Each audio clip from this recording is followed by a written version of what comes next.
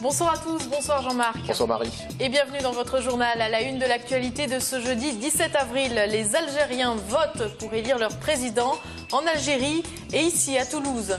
La salle de spectacle de la Dynamo est en difficulté, son équipe se mobilise. Et nous accueillons ce soir Christophe Alévèque, humoriste et chroniqueur qui commentera avec nous les sujets de ce jour. Bonsoir. Bonsoir. Les Algériens votent aujourd'hui pour les élections présidentielles, au choix 6 candidats, dont 2 principaux. Abdelaziz Bouteflika, le président sortant, qui se verrait bien repartir pour un 4e mandat de 5 ans. Et Ali Benflis, l'ancien Premier ministre. À Toulouse, quelques 18 000 Algériens sont appelés aux urnes depuis 5 jours, avec 2 bureaux de vote dédiés. Jérôme Bollock et Alain Sorat s'y sont rendus. Depuis 5 jours, le bureau de vote installé à Bellefontaine connaît un franc succès. Il faut dire que 6 000 personnes, soit un tiers des Algériens inscrits sur les listes électorales à Toulouse, votent ici. C'est là-bas qu'il y a l'effet d'entraînement.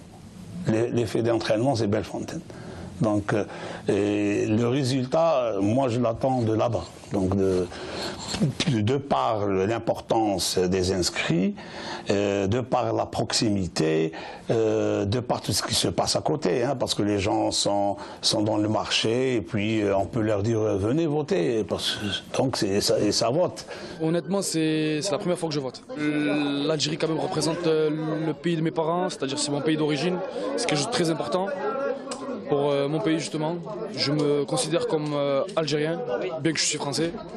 Et je trouve que c'est quelque chose de fondamental de voter pour justement le futur président d'Algérie. Cette élection, elle n'est pas trop facile parce que le monsieur président, ça fait 2 ans qu'on ne le voit pas trop sur la scène, on va dire.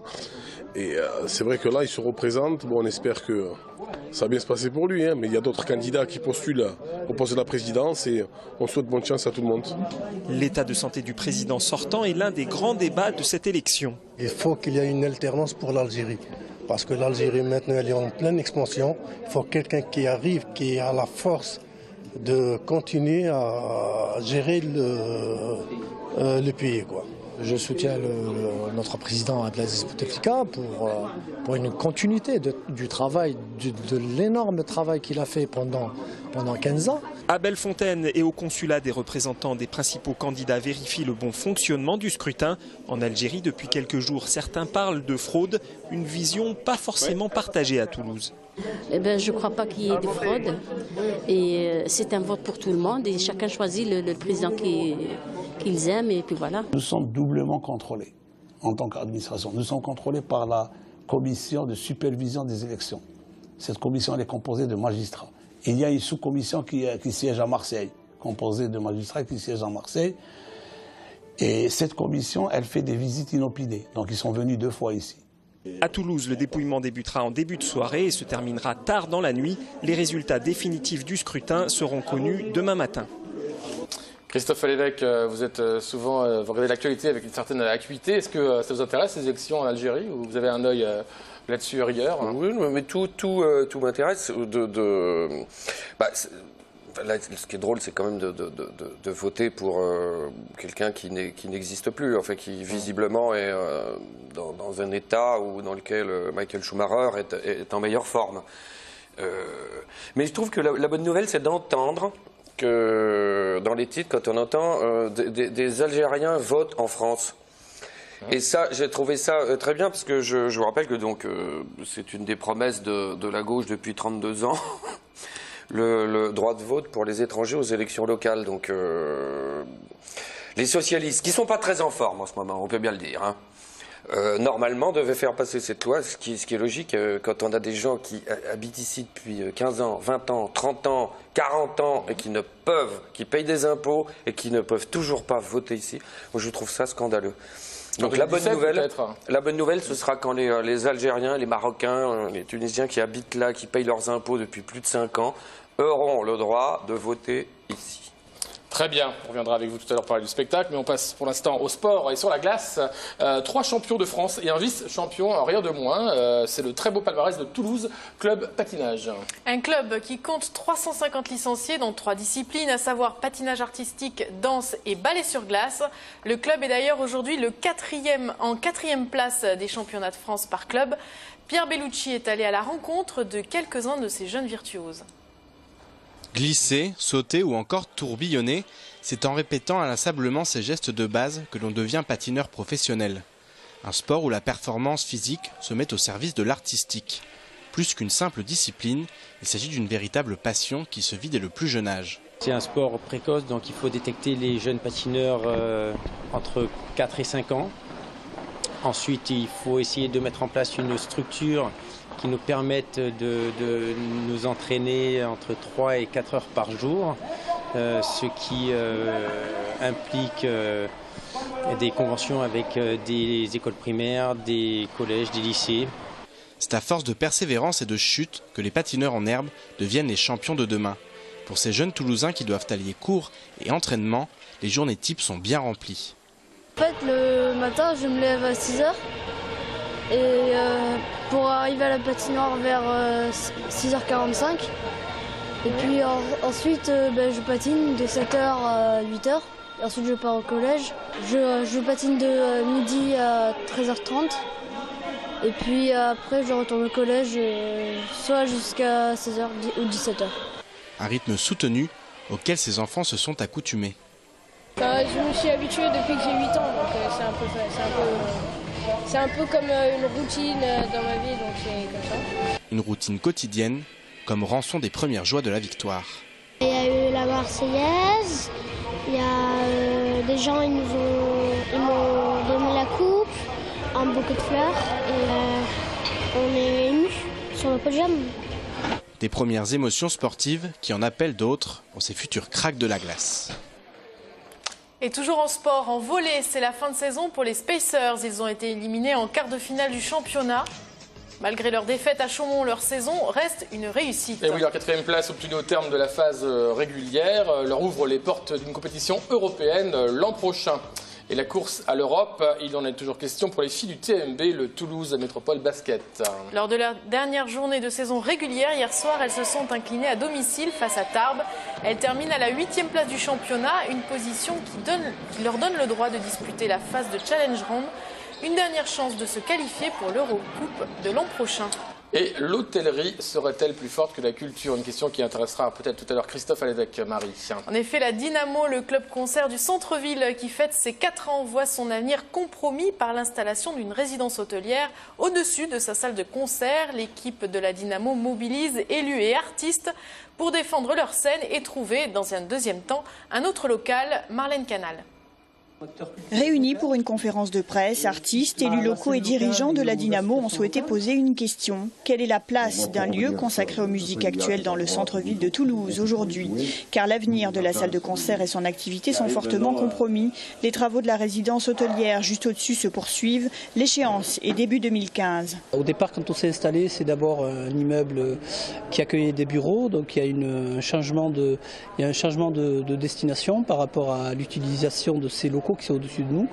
Et donc nous, ça nous condamne par rapport à notre activité. Je veux dire, on n'a pas changé d'activité depuis qu'on y est. Et on nous demande brutalement de changer d'activité, ce qui est techniquement pas possible. Pour Hervé Sansonetto, patron du Bikini, il est tout naturel de soutenir ce type de lieu. Je pense que la Dynamo, que j'aurais pu percevoir peut-être comme un concurrent, je m'aperçois que très rapidement c'est devenu vraiment indispensable d'avoir un lieu comme ça pour pouvoir faire passer toute cette scène qui n'est pas capable de jouer au Bikini parce qu'il n'y a pas assez de monde. Alors qu'ici, immédiatement, c'est devenu un endroit emblématique où toute la scène passe. Et je pense que de lui-même, ça veut dire quelque chose. 300 concerts par an, c'est énorme, énorme. Les responsables de la Dynamo entendent bien protéger 4 ans de travail, un modèle neuf de diffuseur privé avec tissu associatif local, 1 millier d'artistes par an, près de 27 concerts par mois et une fréquentation de 60 000 personnes. Puis pour avoir donc dégagé d'un volume mort une salle de 300 places qui aujourd'hui est à plus de 1000 concerts, qui est fréquentée par des spectateurs qui deviennent des consommateurs bien sûr d'un service qui est le débit de boisson. le nombre d'artistes qui sont passés, donc des noms nationaux et internationaux, le coût et la digestion est dur. Donc moi, me dire que ça c'est fini, moralement c'est quand même très compliqué. Ce que je souhaite entendre, c'est des propositions. Quelles sont-elles? Ça appartient à mes partenaires et pas à moi. Le 15 mai, ils doivent rencontrer Francis Grasse, adjoint à la culture. Pour François Simon, il est essentiel que ce type de lieu reste en centre-ville, ici ou ailleurs. Là, on est tout de même près du canal, près de la rue Gabriel-Péri, près de la place Wilson. Ça fait plus de 4 ans que la Dynamo existait et il n'y a pas eu de problème avec le voisinage. Le problème, c'est avec le futur promoteur. Et des lieux comme cela dans Toulouse, il y en a beaucoup, parce que l'historique du centre de ville de Toulouse, c'était tout de même beaucoup d'ateliers, beaucoup de lieux de confection. Et donc ces lieux-là, ils existent. À nous de les protéger et pas ne faire que des immeubles de grand luxe. En attendant, la scène locale se mobilise pour la Dynamo avec un grand concert le 10 mai.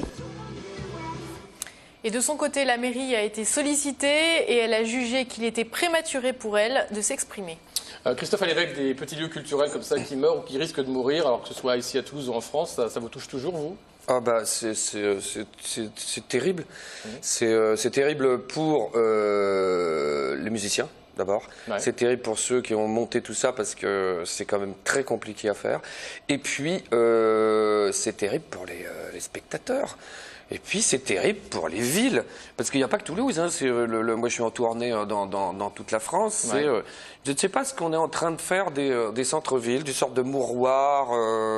Ou je ne sais pas, des lieux silencieux, des lieux silencieux pour je ne sais pas, pour les retraités, d'insupportables bobos. Je ne sais pas. Et puis comme ils le disent très bien, enfin, je veux dire, ils étaient là comment on dit, ils étaient là en premier. Ouais. Voilà. Donc à un moment donné, j'aimerais bien qu'on leur fasse l'inverse à ceux qui ont monté un hôtel.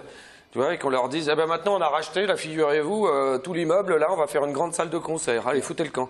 Bon. Je pense qu'ils ne réagiraient pas comme il faut. Pour l'instant, vous êtes en tout cas au 3T hein, jusqu'au 19 avril. Alors vous rodez un spectacle, comment ça s'appelle? C'est-à-dire que c'est un spectacle public?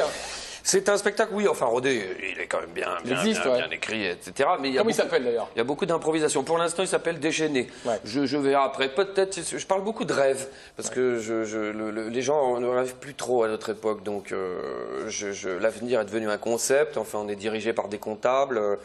On nous parle de pognon sans arrêt, de dette, de 3% de déficit, de crise, de chômage, de pouvoir d'achat. Ouais. Il y a une sorte de résignation ambiante. Donc j'ai envie de partir sur le rêve. Il y a un piano sur scène. Et dès l'entrée, je réalise mon rêve. Je ne vous dis pas ce que c'est. Ah bon? Je réalise un vieux rêve. Voilà. C'est un spectacle pédagogique? Non, pas du tout. Les gens rient énormément. C'est un défouloir. C'est un exutoire. Mais je parle de rêve. Et puis évidemment, quand les rêves sont avortés, on projette sur ses enfants. Voilà, moi j'ai des enfants qui ont 20 ans. Donc je parle des enfants et de ce fameux déclic que beaucoup de parents attendent chez les jeunes.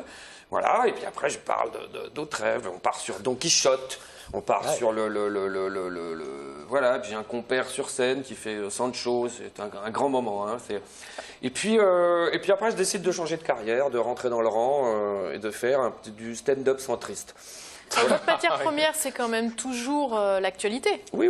Et après, en dehors de ça, là, je finis par une revue de presse voilà, où j'envoie ou sous couvert de me calmer, finalement j'y arrive pas. Ouais. Et, on va avoir des images d'ailleurs de votre revue de presse, est-ce qu'on peut trouver sur internet, on voit les images de vous en train de lire? Il y en a partout. Je la fais en ce moment au Théâtre du Rond-Point à Paris régulièrement, 1 ou 2 fois par mois, et puis on enregistre. Mais alors, votre cheval de bataille à une époque c'était Sarkozy, maintenant que Sarkozy n'est plus là, c'est quoi? C'est Hollande ou mais non, mais là, moi les journalistes m'ont toujours dit comme l'autre vilain et puis là tu vas t'ennuyer. Mais non, moi je leur dis non, les socialistes. J'aurais dit, vous ne connaissez pas les socialistes. Le socialiste est une source de bêtises inépuisable. Et en 2 ans, là, c'est le festival. Le socialiste est surprenant. On n'est jamais déçu. La preuve, on ne s'attendait à rien, on arrive quand même à être déçu. Ils ont aligné quand même ces couacs sur couacs, ce côté vierge effarouché qui découvre tout d'un coup, il y a du chômage en France, c'est pas vrai. Alors le principe de la revue de presse, ça vous oblige finalement à réactualiser tous les jours, tous les soirs? et improviser. C'est voilà, et après moi j'ai plein de tiroirs parce que du matériel j'en ai par-dessus et souvent hein, on s'aperçoit que l'info à la télé n'est pas forcément traitée en profondeur. Hein, c'est pas on peut parler de si vous voulez, c'est un zapping permanent. Enfin, on parle de l'affaire Leonarda, hop, on arrête l'affaire Dieudonné, hop, on arrête le gouvernement, hop, on arrête. C'est-à-dire, on passe d'un sujet à l'autre, et nous, on est comme ça, et à la fin, bon, on finit par vomir, hein, parce que c'est. Donc, moi, j'aime bien quelquefois revenir totalement en arrière. Ouais, et comprendre les conséquences, les causes. Et là, c'est vrai que le public, tout d'un coup, d'abord a besoin de ça, parce que. On le sent maintenant, il y a un rire dans la salle, c'est un rire salvateur. C'est pas juste rigoler comme ça, c'est profond. Les gens en ont besoin, quoi. Sauf que vous n'avez pas le rire malsain. J'ai lu quelque part que dès que le public commençait à rire de façon primaire, ça ne vous intéressait pas. Ah ben, c'est-à-dire que c'est loupé dans ces cas-là. C'est-à-dire, il peut m'arriver, par exemple, de me moquer des femmes dans le spectacle. Ouais. Hein. Il faut dire qu'elle le mérite quand même amplement. Évidemment. Ah, bah, tu vois, d'accord. Et on se moque de tout le monde. Moi, il n'y a pas de sujet sacré. Ouais. Pour moi, l'humour est au sacré, ce que le beurre est à la sodomie. Donc, il n'y a pas de sujet. Voilà, on peut se moquer de toutes les religions, des handicapés, des politiques, on s'en fout. Mais à partir du moment où c'est l'intention qui compte. Moi, mes intentions sont bonnes. Voilà. Je prétends qu'elles sont bonnes. Voilà, c'est pour la tolérance, le partage, la solidarité. À partir du moment où, dans la salle, je dis un truc, je balance un truc sur les juifs et que j'entends dans la salle « Ouais, salaud !» Et là, tout d'un coup, tu fais stop. Donc moi, j'insulte ceux qui applaudissent. Et parce que ça veut dire que là, je me suis planté. Rire de tout, mais pas avec n'importe qui. Voilà ce qu'on disait à une époque. Rire, non, c'est même pire. C'est nous. Il n'y a pas les limites d'un humoriste, c'est lui-même. Je dois vous arrêter, désolé. Le 19 avril, jusqu'au 19 avril en tout cas, au 3T. 19 avril au 3T. Et dernier petit truc, juste avant, parce que je vous en ai parlé avant, je sais qu'on va être en retard, hein, mais bon, ça commence. Vous savez, hein, de toute façon, il faut à un moment donné couper avec les règles. Voilà, il faut parce que tout est formaté dans notre société. Donc nous allons faire un JT de 1h30. Très bien, voilà, écoutez, commençons. Le 31 mai, pour les Toulousains, ceux qui seront à Paris, 31 mai, un grand événement, la première fête de la dette du monde. Voilà. Très bien. Allez-y Marie, c'est Princesse Mononoke, le voyage de Chihiro, le château ambulant. On termine avec une plongée dans l'univers fantastique d'Hayao Miyazaki, le réalisateur de films d'animation japonais. Les Échos de la Vallée du Vent, c'est un spectacle qui aura lieu jeudi prochain au Gaumont Wilson. Voilà, et on lance très vite, c'est le Nekolite Orchestra qui fait ça, on regarde.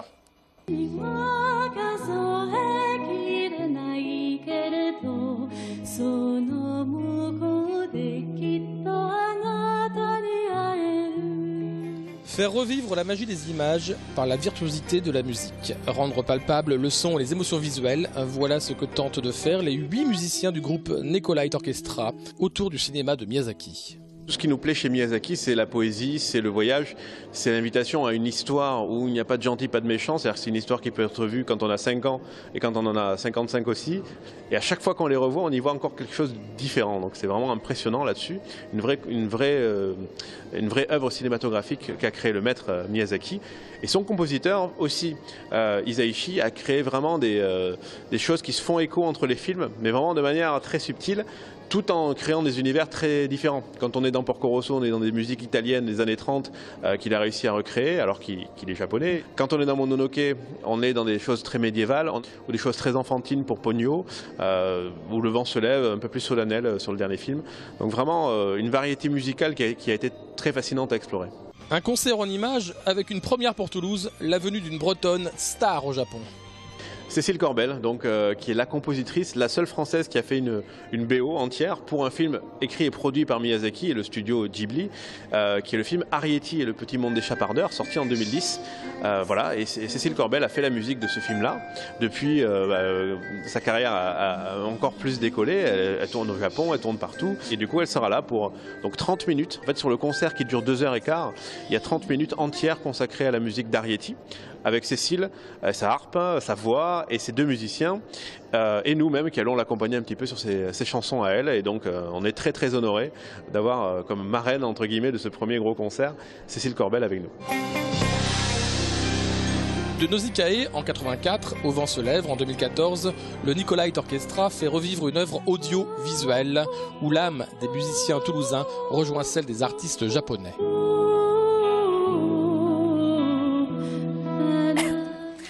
C'est la fin de ce journal, merci de l'avoir suivi, merci Christophe Alévêque de nous avoir accompagnés. Merci bonne soirée à vous, je vous ai mis à la bourre là, je le sens là. Vous êtes souffrante. Très bonne soirée à tous. Au revoir.